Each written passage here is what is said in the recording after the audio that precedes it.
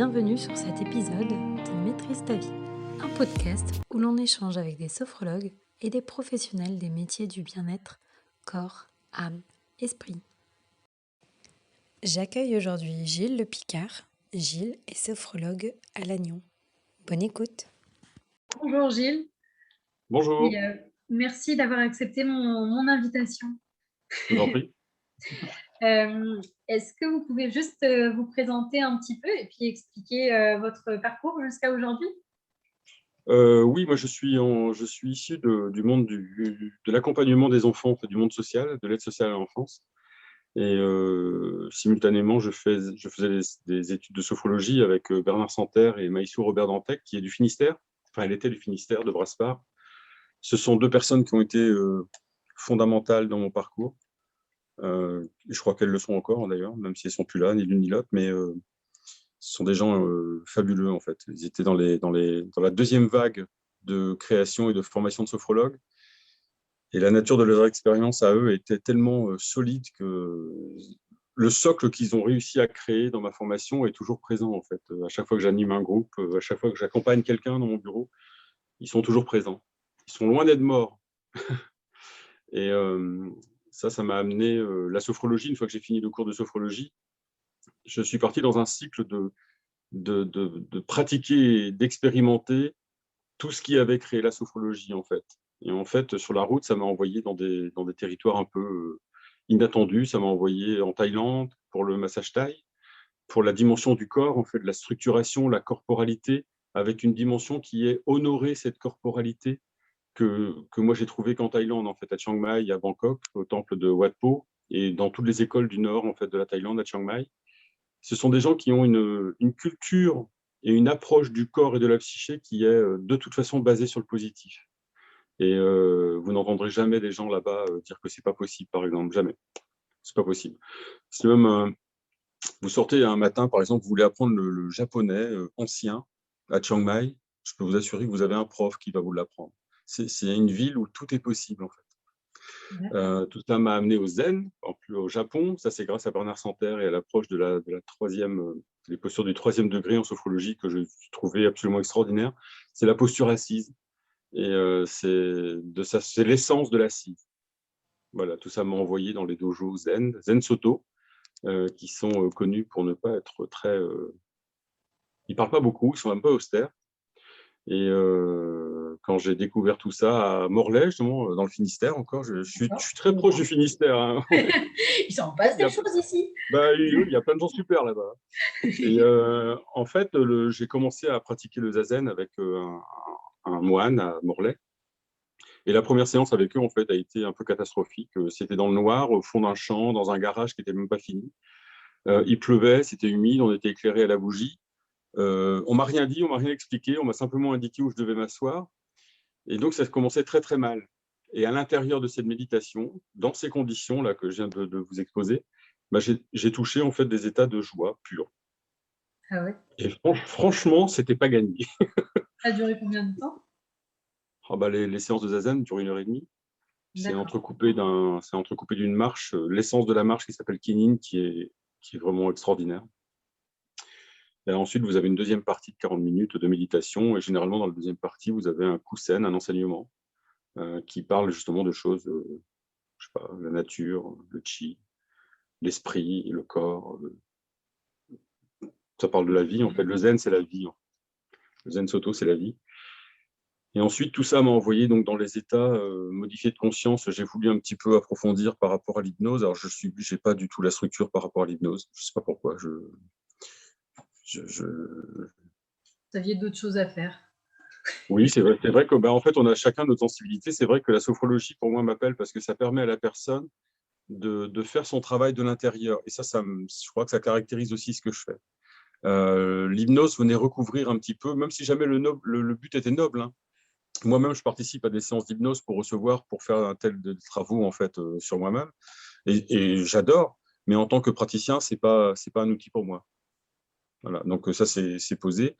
Et tout ça m'a envoyé encore, c'est la qualité de la présence à soi-même en fait par la sophrologie, par le zen, par le thaï, Ça m'a amené au Qigong, honorer le corps en mouvement, en gardant la qualité de présence de la méditation zen, et de le faire en mouvement. Et là, je suis rentré depuis 15 ans dans les arts martiaux internes du Wudang.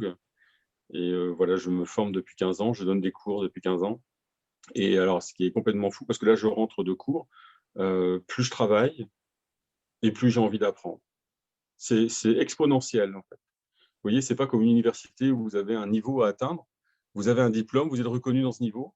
Et en fait, ça ne marche pas du tout comme ça dans les arts martiaux internes. C'est plus vous pratiquez, plus vous avez envie de pratiquer, plus vous recevez d'énergie. C'est hallucinant. Et tout ça mis ensemble m'a amené au monde des rêves lucides. Donc apprendre à se réveiller à l'intérieur de ses propres rêves, où là, j'avoue que j'ai découvert quelque chose qui est absolument extraordinaire. Donc c'est développé de façon très correcte dans les pays anglo-saxons, beaucoup moins dans les pays latins, français, en France. Je ne sais pas pourquoi. Après, ça s'explique de façon politique ou sociologique ou culturelle. Je sais que les meilleures études qu'il y a sur le sujet sont en Angleterre, en Allemagne, aux États-Unis, mais pas chez nous. Ouais. C'est dommage, hein. Et le déclencheur vers ça, ça a été quoi? Ah bah, le déclencheur, ça a été mes rêves. Moi, depuis tout le temps, j'ai des rêves qui sont assez extraordinaires. Donc, depuis quand j'étais enfant, j'en parlais. Donc, c'était oui, je suis un rêveur. Aujourd'hui, oui. Oui, je suis rêveur. Oui, je suis même rêveur professionnel. Je suis même prof de rêve lucide. Et ça m'aide à payer les factures. Vous voyez. Donc, il y a quelque chose d'immensément concret là-dedans. Même si ça paraît c'est comme le Qigong, vous voyez, on fait des mouvements qui paraissent très lents, très doux. Vous changez la vitesse, ça devient une arme pour se protéger. Donc, oui, c'est très concret, oui, c'est très éthéré, mais c'est très, très, très ancré dans la terre.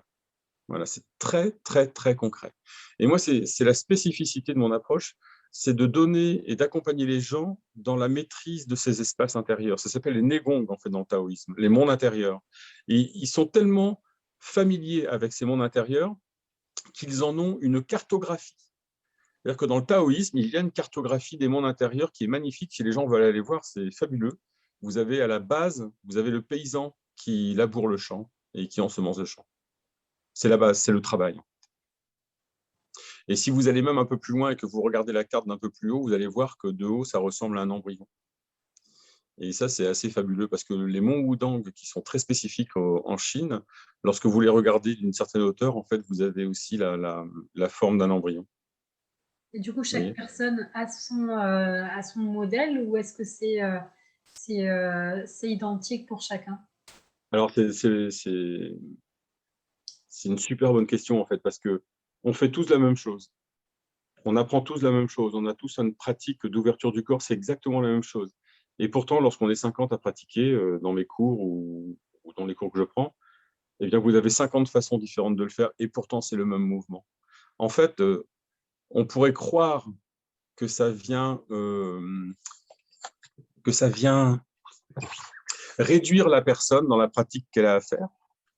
Mais la vraie réalité, c'est que ça vient révéler la personne dans son individualité. Et ça, c'est assez bluffant, vous voyez, parce que je travaille par exemple avec des groupes de gens qui souffrent de Parkinson ou d'autres qui ont eu des problèmes cardiaques, des rééducations, des opérations, ou des jeunes qui vont vraiment pas bien en fait parce ils ont perdu le sens de la vie et c'est terrible en fait, quelqu'un qui n'a plus Le goût de vivre, la joie de vivre. ouais, voilà, l'envie de vivre, c'est terrible. Et en même temps, c'est aussi une expérience qui peut permettre de passer à autre chose en fait quand c'est bien fait. C'est une expérience essentielle, en fait. De toute façon, quand on a touché la mort ou qu'on a touché des éléments de notre vie aussi précis, aussi durs, on ne peut plus réfléchir pareil. Voilà. Ce qui est dommage, c'est qu'on pourrait y accéder pour aller directement dans nos potentiels. En fait, c'est la perle du dragon dans le Qigong. Nos potentiels inutilisés sont présents tout le temps. J'ai même une dame qui a 87 ans, qui a commencé le Qigong l'année dernière, qui, elle, fait l'expérience également de son corps qui se libère. C'est fabuleux. Ah oui. Vous voyez, c'est pas par rapport à la qualité de la personne, pas du tout même. Elle pratique ou elle pratique pas. C'est le Gong Chi, Kong Chi. Énergie, Gong, c'est maîtrise, mouvement, dynamique. Vous voyez. Donc vous pratiquez, vous avez des résultats. C'est mathématique. Ce sont des maths. Et la qualité de cette présence de la conscience que vous développez à ce moment-là, eh bien, si vous êtes un peu intéressé par le monde onirique, vous pouvez la retrouver dans les cours, dans les Dans les rêves, la nuit, je dis ça parce que cette nuit, j'ai pris des cours de Qigong On perd pas qui de sont… temps. Ah non, voilà. Non, l'entraînement continu, c'est assez extraordinaire. Et en fait, il n'y a pas de fin. Il n'y a pas de fin. Est-ce que vous savez qu'est-ce qui peut expliquer que à une période de la vie, on peut énormément rêver et à d'autres, non? Ça dépend du contexte, hein, ça dépend du contexte dans lequel on évolue. Vous savez, quelqu'un qui est plutôt dans la survie ou qui est harcelé, c'est pas quelqu'un qui va développer un monde onirique intéressant. Il va être dans la survie, donc ça va être comme un animal qui va être traqué au niveau de l'inconscient, et le seul but va être de survivre. Donc là, c'est même pas la peine d'imaginer de rentrer dans le monde des rêves parce que c'est pas du tout d'actualité et ce serait surtout pas adapté. Il faut d'abord sécuriser le terrain, il faut avoir une stabilité minimum émotionnelle sur ce plan pour pouvoir aller accéder. D'ailleurs, vous ne trouverez jamais des personnes qui veulent échapper au réel, qui vont entrer dans le monde des rêves lucides. À chaque fois, ce sont des gens qui sont très, très ancrés. Ils ont touché des choses essentielles dans leur vie ou dans leur existence, et ils savent, ou alors ils veulent communiquer avec quelqu'un qui est parti, parce que ça, c'est Ah aussi une ouais. porte ouverte pour tout ce monde-là. Oui, bien sûr. Ouais. Euh, donc, vous voyez, si on a la raison pour laquelle produire des efforts pour réussir à se réveiller dans les rêves, je peux vous assurer qu'il faut moins de 3 semaines pour réussir. Oui. Je ne sais pas si on a abordé ce sujet-là, mais au cas où, s'il y a des gens qui écoutent l'échange et qui ne savent pas ce que c'est des rêves lucides, est-ce que vous pouvez juste donner une brève définition? C'est la capacité de pouvoir réaliser qu'on est en train de rêver alors qu'on est en train de rêver, en sachant qu'on est dans son lit en train de dormir, simultanément. D'accord. À ce moment-là, on s'ouvre au fait que la projection de la scène dans laquelle on est une projection de notre subconscient. D'accord. Et c'est très, très impressionnant. De toute façon, quelqu'un qui a fait un rêve lucide, Ça marque. ah bah, ça marque, ça marque à la vie, en fait. On sait qu'il y a d'autres réalités. Parce que la personne qui rêve à ce moment-là, les yeux qui voient dans le rêve lucide, ce ne sont pas les yeux qui voient. Le corps que l'on a dans le rêve, ce n'est pas notre corps, mais on l'a. Enfin voilà, on rentre dans une dimension qui est fabuleuse. Est-ce que vous savez au bout de combien de temps est-ce que les gens peuvent réussir à faire des rêves lucides? Donc c'est très facile. Il y a sur le plan cérébral, il faut 21 jours pour intégrer une nouvelle façon de faire. D'accord. Si on le souhaite, parce que quelqu'un qui ne souhaiterait pas le faire, c'est 40 ans qu'il faudra qu'il mette. En fait, on ne peut pas rentrer dans ce monde-là pour défier le monde intérieur. On doit travailler avec, mais pas le défier. Ce qu'il y a de très intéressant dans la lucidité, c'est que c'est le travail personnel qui va amener à la lucidité et la personne sera la première à faire l'expérience de sa lucidité dans le rêve. C'est pas parce qu'un praticien va être bon, va vous dire oh, vous allez vous réveiller dans les rêves que ça va fonctionner. Pas du tout, ça marche pas comme ça. C'est pas de la pensée magique ni de la parole magique. C'est de la pratique, mais c'est une pratique. C'est tout simple. Hein. Par exemple, à l'instant, qu'est-ce qui me prouve que vous n'êtes pas en train de rêver? Ouais. Et là, on a toute une façon de checker la réalité, en fait, avec quand vous vous réveillez dans un rêve, en fait, il n'y a pas de temporalité. Vous apparaissez dans une scène. Donc, vous pouvez avoir régulièrement dans la journée, vous demandez, tiens, où j'étais il y a 10 minutes. Moi, il y a 10 minutes, je sais où j'étais. Il y a également… Comment? Alors qu'en rêve, ce genre de raisonnement n'est pas possible. On sait Mais pas. il n'y a pas de passé. Il n'y a pas de passé dans le rêve. On arrive dans une scène et on débute. Il y a également vérifier le nombre de doigts que l'on a. Voilà, 1, 2, 3, 4, 5, vous mettez à distance, hop, 1, 2, 3, 4, 5. Donc là, c'est le cerveau. Alors, classiquement, le cerveau ne peut pas reproduire à l'identique une main 2 fois dans le rêve. Parce qu'il y a visiblement, il y a trop de détails et il ne peut pas la reproduire. Sauf que moi, mon cerveau, il la reproduit. Donc, c'est un peu embêtant. Je suis obligé de doubler les tests de rêve pour vérifier la réalité dans laquelle je suis, en fait. Donc, vous avez, par exemple, quelquefois, vous avez 12 doigts. Donc là, il n'y a pas de doute possible. Puis ça marche bien, en plus. Vous voyez 12 doigts, mais qui fonctionnent très, très bien. Ça doit bien, bien marcher. Hein. Donc voilà, et puis c'est vraiment c'est hyper ludique. C'est une approche qui est très, très, très ludique. C'est pas une approche où on se prend la tête, c'est ludique. D'ailleurs, les enfants, sont les premiers à pouvoir se réveiller dans les rêves à volonté. Mais il faut qu'on leur enseigne, il faut absolument en parler. Le petit-déj devrait être un bureau de débriefing de la nuit. Voilà. Il me semble qu'il y a il y a des, alors je ne sais pas comment appeler ça, mais dans certains endroits dans le monde, j'ai l'impression que c'est en Amérique, où alors je ne sais pas comment on appelle ça. C'est en Alaska, sur les chamans. Ouais. Voilà, merci. La- Où la- ils échangent tous les matins sur les rêves qu'ils ont fait durant la nuit. Absolument. Et ils ont même des réunions de tribus pour donner l'orientation du village et voir qui arrivait de quoi pour avoir une température précise de ce qui se passe, de ce qu'il y a à faire.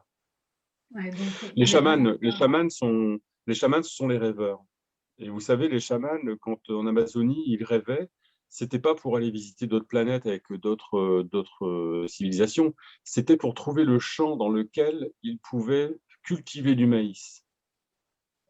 Donc c'est extrêmement concret. Et on a un questionnement quand on est un petit peu parti dans tous les sens dans le rêve lucide. On dit, c'est en anglais, c'est does it grow corn? C'est est-ce que ça fait pousser le maïs? C'est-à-dire, est-ce que la réflexion dans laquelle on est, elle va produire quelque chose qui va être bénéficiable pour tout le monde?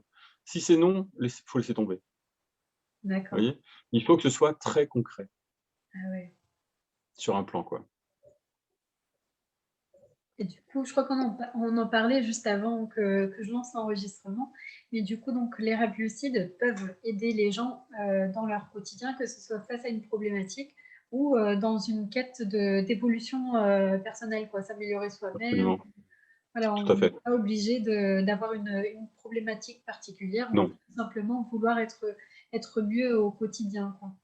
Le simple fait d'être incarné, notre problématique, elle est suffisante déjà là. Voilà, le fait d'être incarné, déjà, il y a la souffrance de la naissance, il y a les ancêtres qui nous ont mis leur paletot là sur le dos. On n'est pas. Vous savez, c'est quand, quand, quand il y a un bébé qui naît dans les familles, dans les contes de fées. Vous avez tout le monde qui se pointe, qui se baisse sur le berceau et qui dit, oh, bah, il a les yeux d'un tel, il a le nez d'un tel, il n'est pas arrivé, boum, il est catalogué. Voilà. Et après, il va passer sa vie à se dépatouiller de tout ça, en fait. De l'arrière-grand-père qui a fait ceci, que personne ne savait, que lui porte.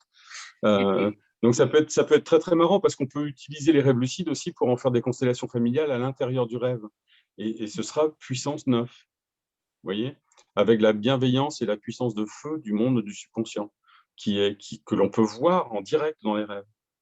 Donc c'est pas quelque chose à mettre à distance, c'est vraiment très très concret. Et qu'on veuille ou qu'on veuille pas, de toute façon, on a au minimum 18 rêves par nuit. Donc, qu'on le veuille ou qu'on ne le veuille pas, de toute façon, ça fonctionne. Vous voyez, il y a beaucoup de gens qui disent, ah, mais ça doit être fatigant de faire des rêves lucides et tout. Mais de toute façon, on rêve. C'est pas un état, dans lequel on travaille, c'est pas laborieux, c'est très ludique. Et c'est un état qui arrive dans le. Alors, il est dit que ça arrive au niveau du Rapid Eye Movement, c'est le REM, le stade 4 du rêve, du sommeil, pardon, où là, le rêve se produit. Voilà. On dit que c'est 90 minutes après s'être endormi, mais après, vous avez le stade hypnagogique où vous êtes en train de plonger dans le sommeil. Donc, il y a le corps qui se pose, il y a l'esprit qui s'apaise. Vous avez toute une production onirique qui commence à arriver au niveau des yeux. Et là, vous rentrez dans le sommeil, premier cycle. Mais rien que dans cet espace, déjà, vous pouvez faire un travail qui est complètement incroyable. Et vous avez le même stade qui correspond au stade hypnopompique dans le retour du monde de la nuit pour vous réveiller. Et en fait, il faut savoir qu'on a deux systèmes nerveux. En fait, vous avez le premier qui est complètement désactivé pendant la nuit. Donc, pour rester un pied dans le monde onirique, en fait, quand on se réveille, l'esprit se réveille avant le corps. Lorsque vous vous réveillez, il faut surtout vous obliger à ne pas bouger. À la seconde où vous bougez, le second système nerveux se met en place. Ils ont des noms très calés, là je m'en souviens plus, système autonome, tout ça. Mais quand le deuxième système se met en place, en fait, on a mis un pied dans la journée, et là c'est plus compliqué de se rappeler de ses rêves dans un premier temps. Après, moi je sais que mais bon, c'est la pratique, hein. Moi je peux entretenir un rêve toute la journée et repartir dedans le soir sans aucun problème. Ah oui, le Et le continuer travail. le soir, quoi. Ah oui, oui, oui, oui, oui, oui. J'ai Même oublié. pendant les séances. Ouais, non, c'est assez. On rentre dans des choses qui sont vraiment extraordinaires. D'accord. Du coup, votre pratique vis-à-vis des gens par rapport aux rêves lucides, c'est quoi? C'est des cours collectifs pendant lesquels vous leur apprenez à faire des rêves lucides, ou est-ce que c'est en individuel et Alors, il y a les approches en individuel pour les gens qui seraient un petit peu, qui n'aimeraient pas trop les groupes. Donc là, c'est un accompagnement individuel où là, on va apprendre la respiration, la cohérence cardiaque, la lecture du corps, éventuellement des mouvements pour apaiser les peurs, pour renforcer la force des reins, déverrouiller le corps, en fait, déverrouiller l'esprit. Donc là, c'est plus en individuel, oui. Autrement, j'ai des ateliers une fois par trimestre environ, des stages de rêve lucide. Alors moi, je les appelle stages commando, mais des commandos tranquilles, hein. C'est pour le rêve quand même. Donc c'est 3 jours de nuit.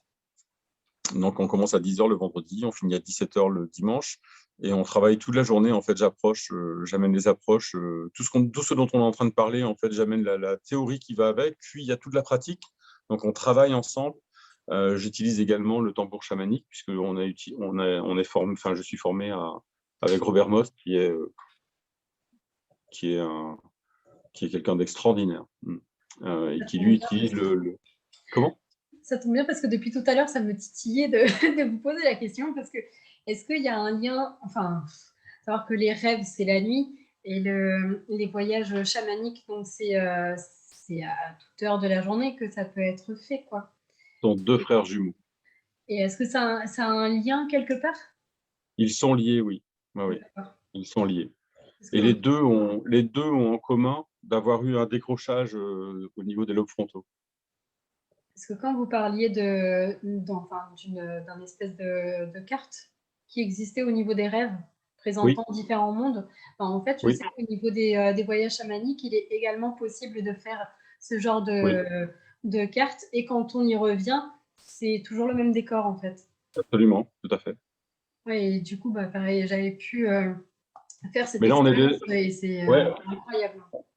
là, on est déjà dans une pratique pas classique, là, hein. D'accord, Là, on est déjà dans quelqu'un qui maîtrise un minimum les états modifiés de conscience, quoi. d'accord. Oui, oui, une fois qu'on met un pied là-dedans, on rentre dans un monde qui est vaste, mais qui est assez fabuleux et qui, paradoxalement, nous ancre encore plus sur ce plan. Vous savez, quand vous allez mal et que, grâce à des rêves, vous pouvez aller mieux et avoir la réponse à des questions, même de secrets de famille, de choses comme ça, lorsque vous vous réveillez et lorsque vous participez à la vie de famille, à la vie dans la société, c'est plus facile d'être autour d'un soleil que d'être autour d'une étoile noire, hein. Donc, d'ailleurs, il y a une façon de travailler dans le yoga par rapport au monde des rêves. On a ce qu'on appelle les sankalpas, ce sont des déclarations d'intention très, très posées au présent de l'indicatif. Par exemple, ce soir dans mes rêves, je me réveille et je vais rencontrer, je sais pas, l'expérience que les gens veulent faire. Oui. Enfin, peu importe en fait, parce que c'est l'expérience que les gens voudront faire, et ils peuvent la commander. Il faut commencer par des expériences qui sont quand même dans le cadre de notre compréhension. C'est-à-dire que quelqu'un qui voudrait rentrer dans le monde des rêves lucides et rencontrer l'objet de sa dévotion, il faut y aller piano quand même, parce qu'il faut que la culture soit là. On ne peut pas faire de la poésie chinoise si on n'a pas appris à parler chinois. Ouais. Vous voyez, il faut être quand même. Déjà, se souvenir de ses rêves et Voilà, après, déjà, première chose, se souvenir de ses rêves et récolter les rêves au réveil. Déjà, c'est immense, immense, immense, immense. Donc là, il faut un cahier des rêves avec date, titre, descriptif et des dessins. Parce ouais. que le monde intérieur, il fonctionne par des images. Une image égale 1000 mots. Voilà. Un rêve détaillé avec des images égale une encyclopédie. Donc déjà ça, oui. Et même si on ne se souvient pas de ses rêves, il y a jusqu'à mettre la date et mettre simplement pas de souvenir précis aujourd'hui ou pas de souvenir. Ce sera de toute façon un message qui va être envoyé au monde intérieur. Et le message que le monde intérieur reçoit à ce moment-là, c'est « Oh, le patron est aux commandes ». Et à partir de là, c'est exponentiel. D'ailleurs, il y a un de mes profs qui racontait une histoire par rapport à ça. Le monde des rêves, c'est comme avoir les meilleures équipes hollywoodiennes des meilleurs films, tous les soirs à disposition. Est-ce que vous pensez que les meilleures équipes d'Hollywood feraient des méga-films s'il n'y avait que 2 personnes qui venaient dans les salles? Ouais. Non. Donc, si le rêveur ne s'intéresse pas à ses rêves, eh ben, il met au chômage en fait tous ces scénaristes. Et il va en rester un ou deux parce qu'il y a quand même un travail de fond qui va se faire, hein, mais ça va être en correspondance avec la journée. Vous allez avoir des gens qui ont des journées difficiles, ils vont avoir des rêves difficiles. C'est mathématique en fait, c'est pas parce qu'ils sont mauvais, c'est mathématique.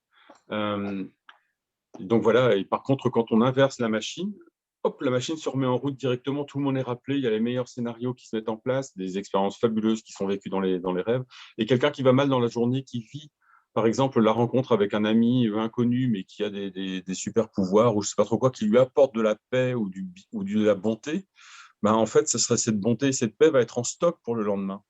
Elle aura été vécue, vous voyez? Et ça, c'est fabuleux. Ça, c'est absolument fabuleux. Parce qu'on a besoin de ça aujourd'hui. Aujourd'hui, moi, je pense que les pratiques dans lesquelles j'évolue, que ce soit le Qigong ou le monde des rêves lucides, ce sont les réponses à la société complètement dégradée dans laquelle on est. Voilà. Et du coup, par exemple, quelqu'un qui vient vous voir pour un certain mal-être, disons. Oui. Vous travaillez avec cette personne-là pour qu'il aille chercher des solutions au niveau de ses rêves. Et enfin, est-ce que l'impact sur lui est clairement visible? Est-ce que, enfin, après, je pense que ça dépend des gens, bien sûr, comme dans toute pratique. Mais est-ce que, par exemple, vous avez une anecdote à nous raconter par rapport justement à quelqu'un qui aurait vécu ce genre de séance avec vous, pour voir à peu près comment est-ce que ça peut se passer et quel est le bienfait qu'on peut en retirer à la fin d'un parcours comme ça? Ben, je vais de toute façon toujours passer par la porte qui sera ouverte au niveau de la pensée de la personne, au niveau de son monde intérieur. Je n'irai jamais forcer une porte.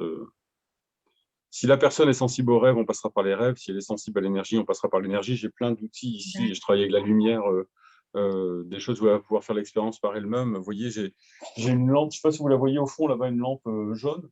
Ah oui, oui. Voilà, c'est Ajna Light. C'est une lampe qui permet d'ouvrir et de rééquilibrer les deux cerveaux. Donc, ça permet de rentrer dans un monde totalement onirique, parce que le monde onirique, en fait, il est boosté par la glande pinéale qui produit la DMT et qui produit des images en fait, sur la projection au niveau des frontaux. Eh bien, cette lampe permet, en étant réveillé, de voir la production en fait, de DMT qui arrive. Et donc, c'est très psychédélique, mais ce n'est pas addictif. Donc, c'est une lampe qui vient ouvrir et connecter les deux cerveaux. Et c'est très, très beau. La nature des choses qui sont vécues par cette lampe sont vraiment très belles. Donc, si vous voyez, si la personne ne veut pas parler, par exemple, qu'elle a besoin quand même d'aller mieux, c'est quelque chose que je peux utiliser. Si la personne est très sensible au niveau énergétique, j'utiliserai aussi la Crystal Bed, qui est ici. Ce sont des cristaux, 7 cristaux, qui viennent faire un travail avec la lumière et les cristaux sur les points d'énergie du corps. Donc là, il y a un travail qui se fait, qui est perceptible. Dans les deux cas, c'est perceptible. J'utilise autrement une lampe à phosphène pour apprendre aux gens à utiliser leur pensée avec l'énergie de la lumière. Donc ça, c'est le phosphénisme, c'est une de mes écoles que j'utilise depuis 30 ans. Et autrement, j'utilise une pratique avec le soleil. Donc vous voyez, tout ce qui est aspect lumineux ou lucidité, en fait, c'est le secteur dans lequel j'évolue, parce que c'est celui qui me semble être le plus pertinent quand on est dans des dimensions énergétiques. Que la personne fasse l'expérience elle-même des possibles et des potentiels pour le changement. Et ensuite, moi, je suis là en backup, je me compare souvent à un mécanicien dieseliste. Je suis super spécialisé dans ma partie. Mais c'est de la mécanique. Ouais. Vous voyez? Et ce n'est pas du tout péjoratif par rapport ni à ma pratique, ni aux personnes qui viennent. Il y a des gens qui pensent qu'ils vont mal et tout, mais oui, mais ils ont une structure d'esprit en fait, qui ne fonctionne pas. On va la voir, on va la corriger pour qu'ils fassent autre chose. Mais il faut déjà préparer l'après. Parce que quelqu'un qui n'a pas préparé un après aller mieux, mais techniquement, il ne peut pas aller mieux, puisque le monde intérieur n'a pas été, on ne lui a pas donné la direction de vers là où aller. Donc, je travaille simultanément le futur et, la réparation du présent. Si jamais quelqu'un voudrait enfin, se renseigner un petit peu plus sur ce monde des rêves lucides, est-ce que vous avez un livre qui vous a plu à ce sujet-là? Alors, il y a un livre complètement fabuleux, mais je ne sais pas s'il est traduit. Je sais qu'il est traduit en audio, mais vous voyez, en audiobook, le livre fait 18 heures. Ah oui. D'accord? En français, l'audiobook fait 2 heures et demie. Donc là, vous avez le delta dans lequel on se trouve. Vous voyez? Si les gens sont bilingues chez vous, ils peuvent regarder Robert Wagner, c'est Lucid Dreaming Gateway to the Inner Self. C'est une bible, tellement les, les expériences qui sont traduites sont des expériences scientifiques qui sont suivies surtout par l'université de Stanford aux États-Unis, qui a été quasiment un des premiers avec une université de Londres avec Keith Earn, qui a été le premier à découvrir qu'on pouvait communiquer avec un rêveur C'était Keith Earn. Sa déclaration a été d'ailleurs de dire on vient de découvrir l'équivalent de communiquer avec une civilisation sur notre planète. C'est la première fois que ça arrivait, C'est de impressionnant. façon démontrée. Hein. Ouais, ouais. Et après, c'était Stéphane Laberge à l'université de Stanford aux États-Unis qui lui a refait la même expérience 2 ou 3 ans après, sans qu'ils se connaissent à l'époque, c'était en 77 et 81. Et ils ont mis, ce sont des découvreurs extraordinaires. Et Robert Waggoner, lui, a appris tout seul à se réveiller dans ses rêves parce qu'il vivait des expériences qu'il savait être un peu étranges. Et il a appris tout seul. Et son livre, donc, Lucid Dreaming Gateway to the Inner Self, il regroupe énormément de choses. Comment utiliser le rêve pour guérir, comment communiquer avec quelqu'un qui est parti physiquement, comment apprendre dans les rêves, et avec les expériences qui vont avec. Ouais, d'accord. Une expérience qui est vécue dans un rêve est une expérience qui est ancrée. Et à tel point, vous voyez qu'il y a des sportifs de haut niveau qui ont été entraînés dans le monde des rêves lucides en Allemagne. Et ils avaient séparé en 3 groupes. Un groupe qui ne faisait rien que l'entraînement physique, un autre qui faisait que l'entraînement avec le rêve lucide, et l'autre qui faisait rêve lucide et physique. La masse corporelle qui a été développée est de plus de 27% chez ceux qui faisaient que le rêve lucide. Ça veut dire que le corps répond. Vous faites une expérience à l'intérieur du rêve, le psychisme et le corps répondent sur le monde physique. Je ne sais pas si vous vous rendez compte de ce C'est que du ça veut réel, dire. Ça veut quoi. dire que Tout à coup, ça une devient réel. pensée, voilà, une pensée est une graine qui grandit. Voilà. Et c'est démontré aujourd'hui. Et aujourd'hui, c'est démontré, c'est démontré, c'est démontré. Et tous les gens avec qui je travaille ici le démontrent tous les jours, en fait, le monde des rêves lucides. J'ai aussi des stages, j'ai oublié de vous dire. J'ai des stages de 3 jours de nuit où on travaille à 4 heures du matin.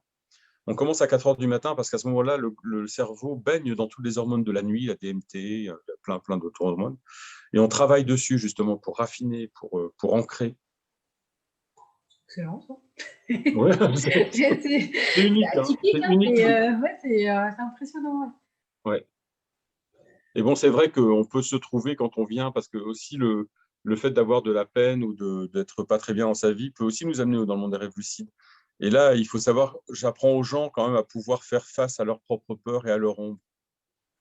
Et là, c'est une technique faut être prêt, mais voilà, c'est mon travail en fait. C'est d'armer les gens pour qu'ils puissent communiquer en direct avec ce qui les pollue dans la vie. D'accord, par le biais du rêve, toujours, quoi. Par le biais du rêve, ouais. Donc au final, vous nous amenez juste un outil et nous après, on peut enfin travailler nuit après nuit à le traiter et on est un Ah, c'est le peu but. Et maître de nos peurs quoi, de nos absolument. peurs. Et ensuite, de le transmettre à vos enfants, que ça redevienne une culture familiale, une pratique familiale très simple, comme faire les crêpes chez nous, ou le kika farce. Ça fait partie de la culture. Ouais, Et vous imaginez l'ampleur que ça peut prendre vous accompagnez quelqu'un dans le monde des révolutions, quelqu'un qui a été cassé, en fait, qui a été physiquement cassé, qui est en rééducation. Chez vous, c'est Carpap, chez nous, on a Trestel. J'ai quelques interventions déjà avec ces services-là. Et vous imaginez le fait de collaborer avec les médecins ouais. pour apprendre aux gens à se réparer à l'intérieur de leurs rêves.